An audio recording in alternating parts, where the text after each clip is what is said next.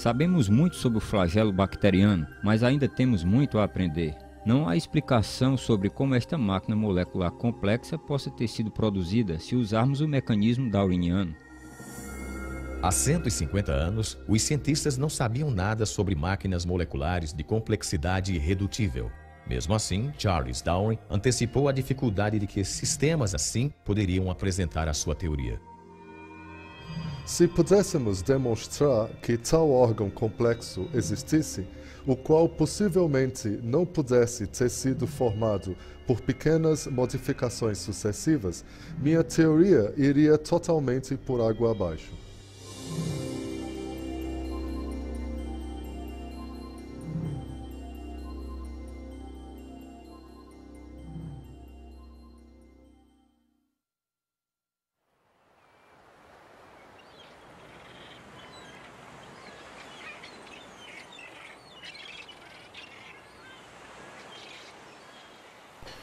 Existem realmente duas grandes perguntas na biologia.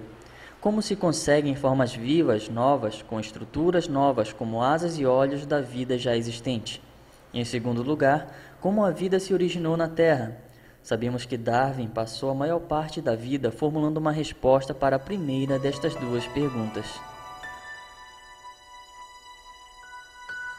Charles Darwin comparou a história da vida na Terra a uma grande árvore cheia de galhos.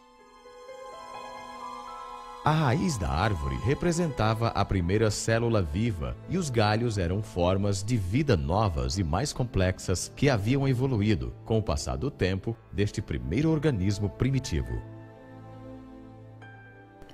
Darwin tentava explicar como os galhos da árvore da vida se originaram. Tentava mostrar como a seleção natural podia ter modificado organismos existentes a fim de produzir a grande diversidade de vida animal e vegetal.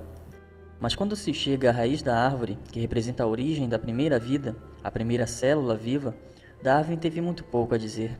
De fato, na origem das espécies, ele nem mesmo se refere à questão de como a vida podia se originar da matéria sem vida. Os únicos vislumbres que temos das opiniões de Darwin sobre o assunto aparecem numa carta que ele escreveu a um colega chamado Joseph Hooker.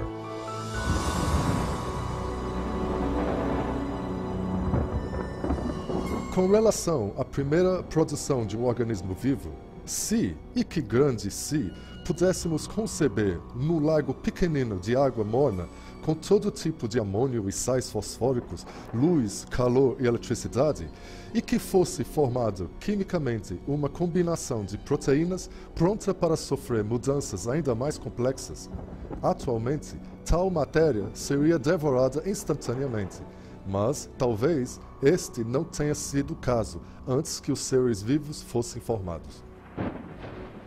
Nos últimos anos da vida, Darwin fez muito pouco para desenvolver sua ideia da origem da primeira célula primitiva. Mas nas décadas de 1920 e 1930, um cientista russo chamado Alexander Oparin formulou uma teoria detalhada sobre como isto poderia ter acontecido, chamada a evolução química. Oparin achava que poderia explicar a origem da primeira vida usando princípios do darwinismo. Ele imaginou elementos químicos simples se combinando e recombinando a fim de formar moléculas maiores. Depois, estas moléculas maiores se organizariam com a ajuda das variações do acaso e da seleção natural, formando a primeira célula viva primitiva. Nas 3 décadas seguintes, muitos cientistas tentaram desenvolver estas ideias, lutando com as questões levantadas por Oparin. Como a vida podia ter surgido de simples substâncias químicas? O homem achou que sabia a resposta. O problema das origens biológicas tem sido há muito tempo, a meu ver, de um interesse real e profundo para mim, só por causa da extensão do problema e de sua importância. De onde viemos? Por que estamos aqui? Todos esses tipos de perguntas são dados do ponto de vista da ciência natural.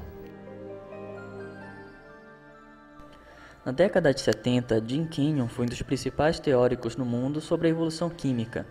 Ele tentava explicar como a vida na Terra começara simplesmente através de um processo natural.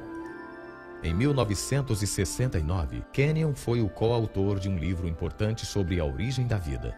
Eu e Gerd Steinman achávamos que se podíamos reunir todos os fatos da evidência empírica que havíamos acumulado desde meados até o final dos anos 60 em um argumento contínuo, ficamos muito entusiasmados com a possibilidade de explicar a origem dos elementos principais formadores da vida.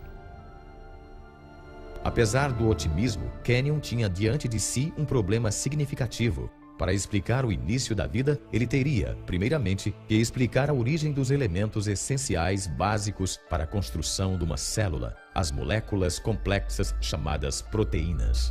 As proteínas possuem um amplo espectro de função na célula, tudo a partir das exigências estruturais em termos de armação da célula, ao citoesqueleto até as enzimas, onde realmente processam as moléculas a fim de colherem energia ou construir elementos da célula. As proteínas fazem quase tudo na célula, menos armazenar informação genética, feita por conta do DNA e RNA. Porém, as tarefas diárias, como purificar a célula, criar energia, etc., são todas por conta das proteínas. Kenyon sabia que as proteínas foram tão importantes para as primeiras células vivas quanto são para elas hoje. Reconhecia também a complexidade de sua construção. Até a década de 60, os cientistas determinaram que as células são feitas de milhares de tipos de proteínas, e a função destas moléculas se deriva da sua altamente complexa forma tridimensional. As formas de algumas proteínas permitem que elas catalisem ou disparem reações químicas, por causa do encaixe perfeito que tem com outras moléculas na célula. Ao passo que outras moléculas de proteína formam componentes estruturais que se conectam uns aos outros. As partes individuais de um motor bacteriano, como esta estrutura tipo anel, ou são feitas de uma única molécula proteica ou um aglomerado delas encaixadas de uma forma específica. Estas proteínas são feitas de unidades químicas menores chamadas aminoácidos, as quais são unidas formando longas correntes. Há um grau enorme de complexidade de arquitetura nas unidades celulares, justamente nesses aminoácidos que formam as proteínas. Na natureza, usam-se 20 tipos diferentes de aminoácidos a fim de se construir correntes proteicas. Os biólogos as comparam às 26 letras do alfabeto. As letras podem ser organizadas num número enorme de combinações possíveis. Se as letras forem organizadas corretamente, o resultado será um texto com sentido. Porém, se não forem, o resultado será apenas uma série incoerente de letras. O mesmo princípio se aplica aos aminoácidos e proteínas. Há 30.000 tipos distintos de proteínas, cada um formado com uma combinação diferente dos mesmos 20 aminoácidos.